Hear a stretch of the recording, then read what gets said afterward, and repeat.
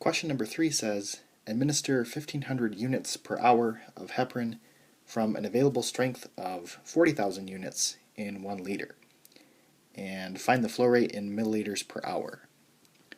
So I'm going to set up a proportion with 40,000 units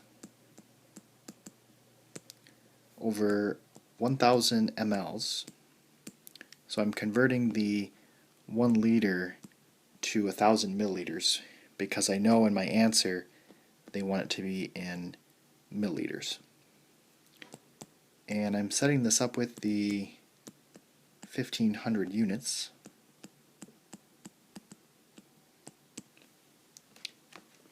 And if I solve my proportion,